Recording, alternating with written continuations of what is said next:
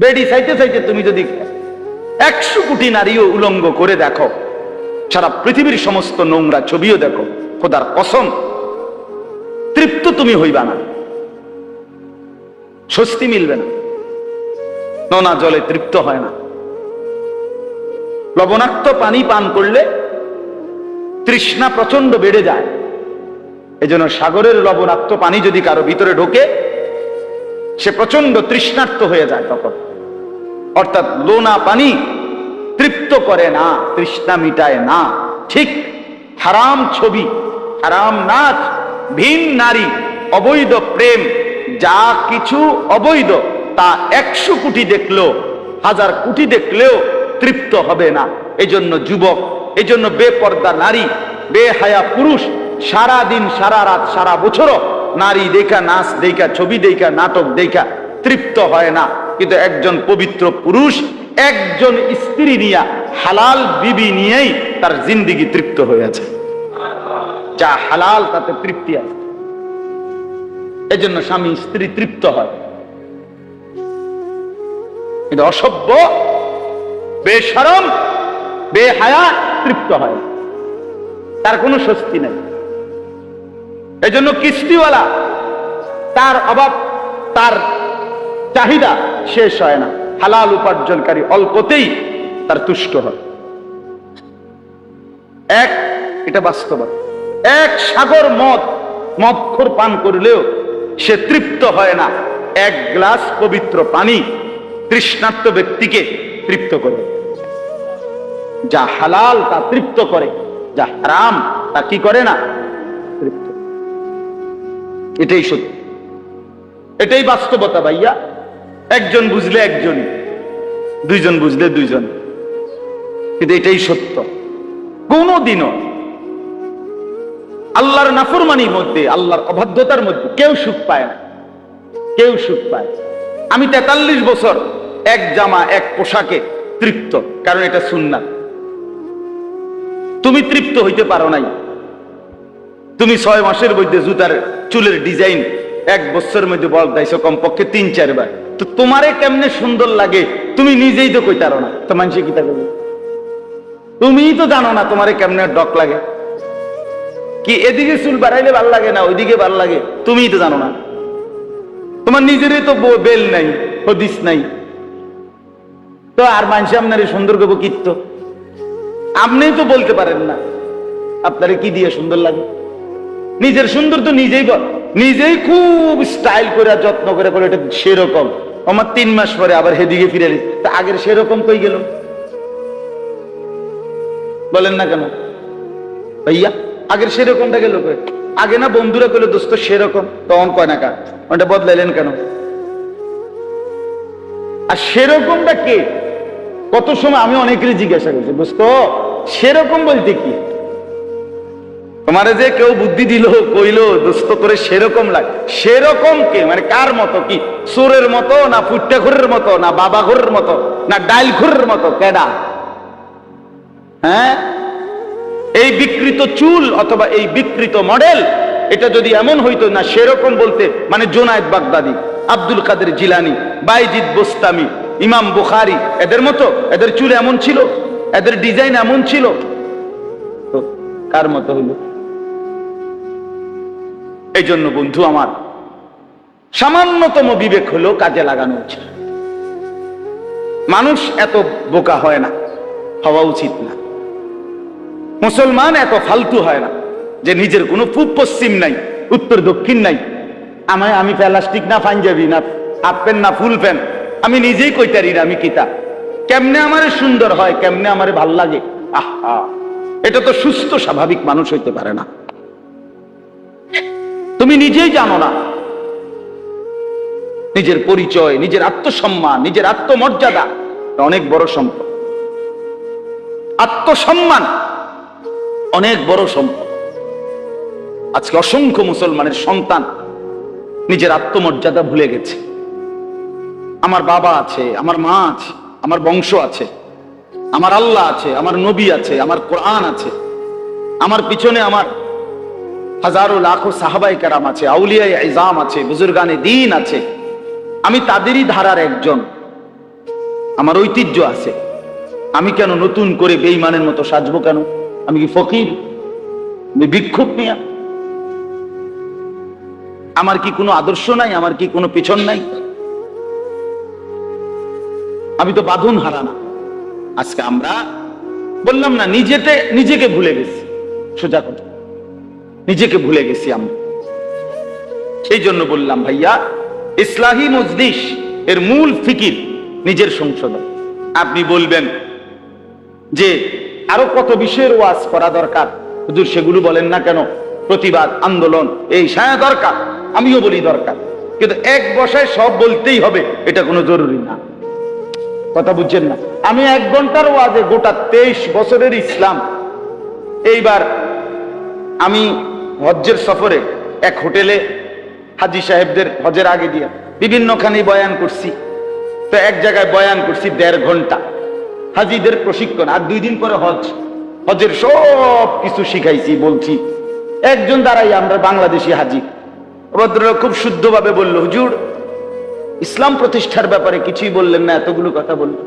এবারে সবাই ওইখানে যারা হজের প্রশিক্ষণ নিতে আসছে ওরাই হাসি দিচ্ছে সবাই। এই রুমিয়া কাল বেনে আমরা হজ হুজুরের বলছে এখানে হজ শিখাইতে, হজের প্র্যাকটিকে। এখন কায়ানি এটা কইতে হইবে না, এখানেও কইতে হইবে। এটা কিন্তু আমাদের একটা ভুল ধারণা। মানে এক বসাতে আপনার পুরো 23 বছরের ইসলাম যত কিছু সব কইয়া লাইতে হইব, এটা কি সম্ভব? আসলে এটা সম্ভব? আসলে আপনি কি মনে করেন সম্ভব? এই জন্য ইসলাহি মজলিসের ধারাটাই, ফিকিরটাই একটু ভিন্ন। ইসলাহি মজলিস মানে হলো শুধুই সংশোধনের মজলিস, ফিকির তৈরি করা, কলিজার ভিতরে অনুভূতি তৈরি করা, বিবেকটাকে জাগানো যে হায় আমি কি করছি, এই সমাজে কি হচ্ছে হোক, কিন্তু চলেন একজন একজন ভাবি আমি কি করছি। তো এই একজন একজন ভাবলেই তো এই সমাজ, এই দেশ, এই জাতি, আমাদেরকে নিয়েই তো পৃথিবী, আমাদেরকে নিয়েই তো সমাজ। আমাদের মতোই কোনো না কোনো আচরণ আরেকজনে করতেছে, ঠিক কি না বলেন? এটা ভেবে দেখেন। এই জন্য নিজের দিকে ফিকির দেওয়া, নিজের কয় জিনিস একজন মানুষ নিজের সংশোধন করবে, কয় জিনিসে? 5 জিনিস। 1 নাম্বার আকায়েদ, আমার বিশ্বাস বলতে, আকীদা, ঈমান বলতে যা বিষয় তা ঠিক আছে কিনা, আমার ঈমানের মধ্যে কুফরি আছে কিনা, আমার ঈমানের মধ্যে শিরিক আছে কিনা। কথা বুঝছেন কিনা বলেন? এইটা ঠিক করা। তাহলে আমাকে জানতে হবে আমার ঈমান আনতে হয় কিসে, আমার ঈমানের মধ্যে কুফরি এবং শিরিক হয় কিসে। এটা আমার সংশোধন, মানে আমি ঠিক করা, আমার এটা ঠিক করা চাই। আপনি বলে দিলেন হুজুর বা অমুকের বললেন মেম্বর উপরে আল্লাহ নিচে আমনে, এটা তো শিরক। এটা কি শিরক? এটা মেয়ের জামাইরে মেয়ের বাপ মা বলে দিল জামাইয়ের হাতে তুলে দিয়া, বাবা উপরে আল্লাহ নিচে আমনের হাতে তুলে দিলাম, তো শিরক করল। কথা বুঝছেন কিনা বল? তাহলে এরকম অসংখ্য কথা, শব্দ মানুষের, যার দ্বারা ঈমানের মধ্যে কুফরি হয়। ইসলামের যে কোনো নিদর্শনকে তুচ্ছতাচ্ছিল্য করা শিরক, কুফরি, কুফরি, কুফরি। হ্যাঁ, আপনি দাড়ি রাখেন না, কবিরা গুনাহ, কিন্তু দাড়িকে বিদ্রুপ করা কুফরি। আপনি টুপি পরেন না, সেটা এক বিষয়, টুপিকে বিদ্রুপ করা কুফরি, আপনি বেঈমান। ইস্তেহজা, বিদ্রুপ করা, এটার হুকুম আলাদা, এটা কুফরি। কিতা ঘটনা, কিতা দাড়ির মধ্যে কি ইসলাম লটকাই আসেনি? হ্যাঁ, সব কথায় দাড়ি লইয়া ব্যস্ত। কি বললেন এটা? এই টিটকারিটা মারলেন কেন? হ্যাঁ বলেন, করলেন। একজন আলেম কথার কথা মনে করেন উনি ইসলামের নিদর্শন, আপনি তাকে টিটকারি করলেন। কেউ জোর আপনার তো কাম নাই, এটা কেবল দাওয়াত খান। কি বললেন এটা? এটা যদি অপমান তুচ্ছ তাচ্ছিল্য করে বিশ্বাস নিয়ে বুঝ নিয়ে করেন, এটা অনেক বড় অন্যায়, অনেক বড় অন্যায়। এই জন্য বললাম, একজন মানুষের সংশোধন 1 নম্বরে তার ঈমান, যেন আমার ঈমান কুফরি এবং শিরিক দ্বারা কি না হয়, মিশ্রিত না। 2 নম্বর, একজন মানুষের সংশোধন ইবাদত, আমার যতগুলো আমল করতে হয়, নামাজ, রোজা, হজ, যাকাত, কুরবানি, তেলাওয়াত, জিকির, এই সব আমল যেগুলো আমার আমল, এই আমল যেগুলো আমাকে করতে হয়, এই আমলগুলোর মধ্যে 1 নম্বরে বিশুদ্ধ হচ্ছে কিনা, 2 নম্বরে আল্লাহর জন্য হচ্ছে কিনা, 3 নম্বরে বিদআত, কুসংস্কার, কুপ্রথা, সামাজিক রসম রেওয়াজ এটার সাথে মিশ্রিত কিনা, এগুলোর থেকে মুক্ত রেখে বিশুদ্ধ আমল, এটাও আমার সংশোধনের একটা বিষয়। এটাও ঠিক করতে হবে, এটাও ঠিক করতে হবে। আপনি নামাজ তো পড়েন, ঠিক আছে, মাশাআল্লাহ, 5 ওয়াক্ত, কিন্তু আপনার যে তাব্বাতিয়া দাও অশুদ্ধ, আত্তাহিয়াতু অশুদ্ধ, শব্দটা তো হলো সুবহানাল্লাহ, আপনি কইলেন সুবহানাল্লাহ সুবহানাল্লাহ সুবহানাল্লাহ, দিকিটা কইলেন, আপনি বলেন আলহামদুলিল্লাহ আলহামদুলিল্লাহ, কি করলেন, তামাশা করলেন। অনেক মানুষ দেখেন, মাঝবয়সী মুরব্বীদেরকে দেখেন 100 দানার তসবিহ পড়ে দে, মেশিনে মনে হয় যেন জাপানি মেশিন। 20 রাকাত তারাবি পড়ে, আল্লাহু আকবার, ডাইরেক্ট ইনটেক মেশিন লাগাই দিচ্ছে, ওঠে আর নামে, ওঠে আর নামে, উড়াই এলাইছে, সেটা কথা উড়াই এলাইছে। বাহ, মুসল্লি 20 রাকাত তারাবি 13 পায় না, কি পড়লেন এটা? তাহলে যার সূরা কেরাত অশুদ্ধ, আত্তাহিয়াতু দোয়ায়ে কুনুত দুরূদ শরীফ অশুদ্ধ, রুকুর তাসবিহ সাজদার তাসবিহ অশুদ্ধ, সামিআল্লাহু লিমান হামিদা রব্বানা লাকাল হামদ এগুলো অশুদ্ধ, কসম আল্লাহ তার নামাজ হয় না, হয় না, হয় না, দৈন্তান নাই কান্না, হয় না, নামাজ হয়। নামাজ ভঙ্গের কারণ 19টি, যেই কোন নুরানি মাদ্রাসার বাচ্চারা আপনি জিগাইলে পারবেন। 1 নম্বর, এর মধ্যে 19টার 1 নম্বর কারণ হলো নামাজে অশুদ্ধ কোরআন পড়া। তো আপনি কি পড়লেন?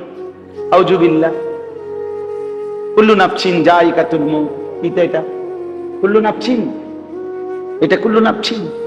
আপনি দেখবেন ওই জানাজার নামাজে যে ভদ্রলোক খাড়াইয়া 1 মিনিট বক্তব্য দিছে, আপনি এটা শুনি, আমি সব সময় শুনি, আমি তখনই বুঝি চান্দু আপনি নামাজ কিতা বুঝা লাইছি। এলাকার মাতবরি আর নামাজ এক কথা না। আপনি যে কুল্লু নাফসিন কইছেন, যাই টের পাইছি, আত্মাইয়া তো এই দশা, আপনার তাব্বাতিয়াদের অবস্থা কি টের পাই লাইছি, আপনার নমাজের এই দশায়। আপনি যেহেতু এই কুল্লু নাফসিন যায়িকাতুল মাউত এটা কইতারেন না, তার আপনি বাকিটি যে কইতেন পারেন না, এটা তো বুঝাই যায় না, বুঝার কিছু আছে ভাইয়া? অশুদ্ধ। ফরজ গোসল, যখন স্বপ্নদোষ হয়, বীর্যপাত হয়, গোসল ফরজ হয়, তো এই ফরজ গোসল অবস্থায় নাকের নরম জায়গায়, এই যে নাক ভাঙ্গে যেটুকু, এটুকু পর্যন্ত নাকের নরম জায়গায় পানি পৌঁছানো ফরজ। পানি পৌঁছানো, ওযুর মধ্যে নাকে পানি দেওয়া সুন্নত, কিন্তু ফরজ গোসলের সময় নাকে পানি পৌঁছানো নরম জায়গা পর্যন্ত কি ফরজ। তো ফরজ আদায় না হলে গোসল আদায় হবে না।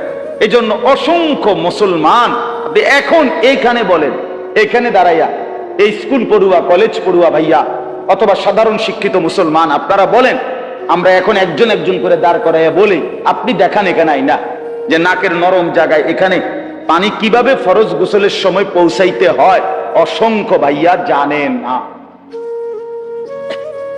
অতএব আপনার ফরজ গোসল আদায় যদি না হয়, নাকের নরম জায়গায় পানি না পৌঁছে, কসম খোদার আপনারা যদি বঙ্গোপসাগরের মাঝখানে নিয়ে চুবানি দেয়,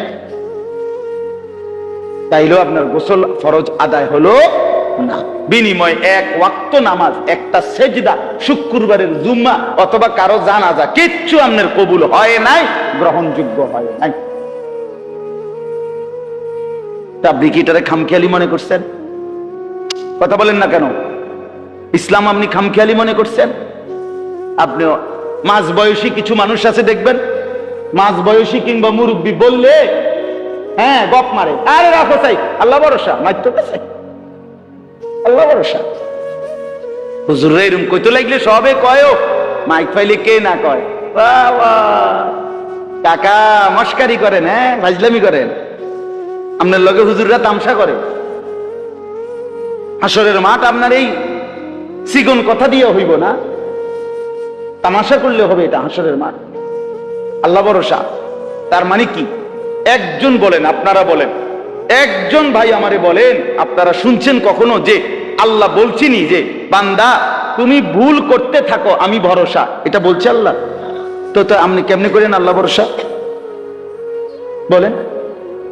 নবী সাল্লাল্লাহু আলাইহি সাল্লাম বলছি কিনা যে উম্মত তুমি ভুল করতে থাকো আমি ভরসা, আমি সুপারিশ করে ব্যস্ত দেব, তুমি গুনাহ করতে থাকো অনবরত মৃত্যু পর্যন্ত, তুমি ভুল করতে থাকো অনবরত, এটা রাসূলুল্লাহ সাল্লাল্লাহু আলাইহি সাল্লাম বলছে। তো তাহলে আপনি কেমনে ভরসা করলেন? কে আপনারা শিখাইলো এটা বলেন? হ্যাঁ, এজন্য চাচাদেরকেও বলি, বাবাদেরকেও বলি, বাপ আপনি ব্যবসা করেন, চাকরি করেন, এই সমস্ত কথা বললে হবে না। ছোটবেলায় পড়ি নাই, বাপে শিখাই নাই, মক্তবে গুরুত্ব দেয় নাই, অথবা আমরা সাধারণ মানুষ, আমরা জেনারেল শিক্ষিত, আমরা দোয়ানদার, ব্যবসা সার কিবার কি করি, বাবুরে এত টানটো আইলে আমরা হইতো না। কসম খোদার এগুলো বলিয়া কবরে আপনি বাপ পাবেন না, টাঙ্গাইয়া পিটবো আমি কই, না পিটলে আমারে কই, আমার নম্বর রাখতেন মনে রাখি, আমি শক্ত মানুষ। খামখেয়ালি ইসলাম নিয়া, দিন নিয়া খামখেয়ালি ফাজলামি করবেন না, তামাশা না, বাজার সদাই না, খাট পালং আর সোফা ফার্নিচার না, আখিরাত। ভুল হলে আর শুধরানো যাবে না, দুনিয়া শুধরানো যায়। আগের বাজারে মাছ ফাঁসা পড়লো, পরের বাজারে ঠিক মতো কিনা যায়, মোটামুটি বোঝা যায় যে তে আমার 2 নম্বরই মাছ দিচ্ছে, তার হাতারে গেলে তার কাছে যাইতাম। আমাদের দেশে এটা কয় লাকসামের দিকে, কোন বেটায় মাছ কিনছে, কিনা বাড়িতে আইনা বউ কাছে দিছে, আর বউ ধমকাইয়া যে একটা মাছও ভালো পড়ছে না, কি মাছ কিনলা তুমি? এমন বেচারাও বুঝছে যে মাছটি সবটি পচা, চুপ করে রয়েছে। বউয়ে অনেকক্ষণ দমকা দমকি চেতাচেতি করে বউ এবার কইতেছে, দেখ শুনিতে বেড়া একটা কথা কয়নি, মানে এমনি তো আনছে ফসা মাছটি, তাও একটা কথাও তো কয় না। এরপরে এই লোকটা বললো যাক তারে তো চিনলাম, মাছে না ফসা পড়ছে তারে তো কি, তাতে তো আর কোনোদিন কিনিতাম না। তোর দুনিয়া না কি করা যায় বাপ, সংশোধন করা যায়, শুধরানো যায়। কবরে বলেন, কবরে কিভাবে সংশোধন করবেন আমার বাপ? যদি গিয়ে দেখেন ওযু হয় নাই, যদি হিসাবে গিয়ে দেখেন নামাজ হয় নাই, তখন বাবা কি করবেন? এখন ধরাই দিলে তো আপনার লাভ আছে। এখন যদি একজন আলেমের কাছে নিজেকে পেশ করতেন যে হুজুর আমার রুকুটা হয়নি একটু দেখে দেন, আমার ওযুটা হয়নি একটু দেখে দেন, আমি 2 রাকাত নামাজ আপনার সামনে পড়ি, আপনি কদ্দুর দেখেন, তাহলে এখন শুধরাইয়া দিলে ভালো ছিল না? কথা বলেন না কেন? তো সেদিন কবরে ভুল তো ধরা পড়বে, কিন্তু তখন কি করবেন? আমি তো আলহামদুলিল্লাহ এখনো আমার খুলনার হযরত, বাংলাদেশের অনেক বড় একজন বুজুর্গ আরিফ বিল্লাহ হযরত মাওলানা মুফতি নুরুল আমিন সাহেব, হযরতের কাছে আমরা এখনো নামাজ শিখি। এই গত বছরও আমি রাত 1:30 বাজে আমার বাসায় হযরত মেহমান ছিলেন, হযরতের সামনে আবার একাকী নামাজ দেখাইছি, হযরত রুকু হয় কিনা, সেজদা হয় কিনা আপনি দেখে দেন। এইবারও হযরত আমার সেজদা এবং রুকুর মধ্যে একটু ত্রুটি ঠিক করে দিচ্ছে, বলছে মনে এটা এইভাবে হবে। আজ থেকে প্রায় 5-7 বছর আগে আমার শায়েখ আল্লামা মুফতি মুশতাকুর নবী কাসেম হুজুর আমারে বলছে, মাওলানা কয়েকজন আলেম রেডি করেন, খুলনা যাব। আমি প্রায় 30 জনের মতো আলেম আমরা 3 দিনের জন্য যাব হুজুরের সাথে, মুশতাকুর নবী সাহেব হুজুরের সাথে ঠিক করছি। তো যাওয়ার আগে হুজুরকে আমি বললাম, হুজুর কেন যাবেন ওইখানে, খুলনা যাবেন কেন ওই হুজুরের কাছে? এই প্রথম যখন যাই, হুজুর বলছে মৌলানা শুধুই কেবল সুন্নত মোতাবেক ওযু এবং নামাজ শেখার জন্য।